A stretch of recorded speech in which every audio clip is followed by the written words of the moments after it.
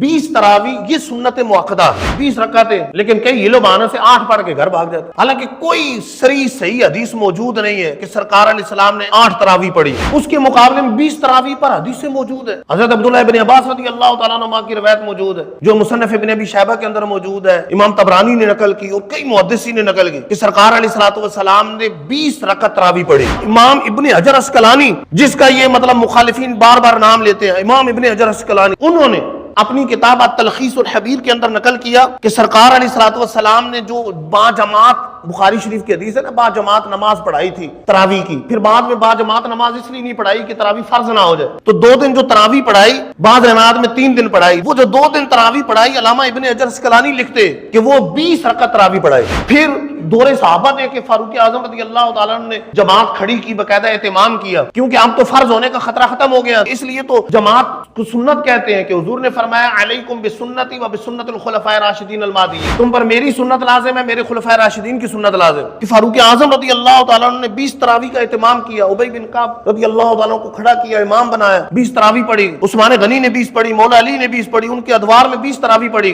کوئی اس طرح کی روایت صحیح نہیں دکھا سکتے کہ فاروق اعظم نے 8 تراوی پڑھی، اور صحیح حدیثوں میں موجود ہے کہ 20 تراوی پڑھی ہے فاروق اعظم نے، صحابہ کا اجماع ہو گیا، عثمان غنی نے 20 پڑھی، مولا علی نے 20 پڑھی، اور چاروں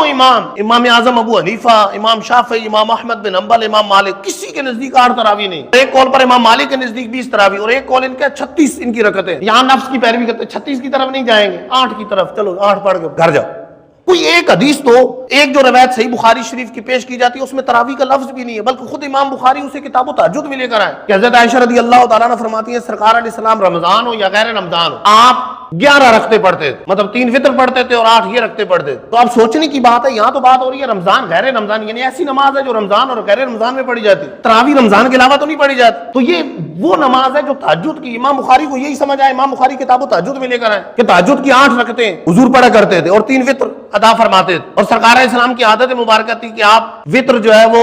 تہجد کے ساتھ ادا فرماتے، تو لہٰذا اس حدیث میں تو رمضان اور غیر رمضان والی نماز کا ذکر ہے۔ بعض لوگوں نے پہلے 1 وتر ویسے پڑھتے ہیں، لیکن رمضان آتا ہے تو اب اس حدیث میں تو 3 وتروں کا ذکر ہے، تراوی کے لیے تو پیش کرتے ہیں لیکن وتروں کا کیا کریں گے، وتر 1 پڑھتے ہیں، یہاں تو 3 وتروں کا ذکر ہے، صراحتاً 11 رکعتوں کا ذکر ہے، 3 وتر اور 8 یہ رکعتیں۔ تو اب بعضوں نے کیا کیا کہ رمضان میں 3 وتر شروع کر دی، ویسے تو 1 وتر، رمضان میں 3 وتر، حالانکہ یہاں حدیث میں ذکر ہے کہ رمضان ہو یا غیر رمضان سرکار 3 وتر ہی پڑھتے اور 8 رکعتیں تہجد کی پڑھتے، اس کے علاوہ کوئی صحیح حدیث موجود نہیں ہے اس طرح کہ جس میں 8 رکعتوں کا ذکر، اور یہاں مرفوع حدیثیں موجود ہے، یہاں صحابہ کا اجماع موجود ہے، یہاں چاروں اماموں کا اجماع موجود ہے، لیکن اس کے باوجود اس کا مطلب ہے کہ کسی صحابی کو حضور کی حدیث نظر نہیں آئی، ان کو تراویح کی رکعتیں 8 سمجھ نہیں آئی، نہ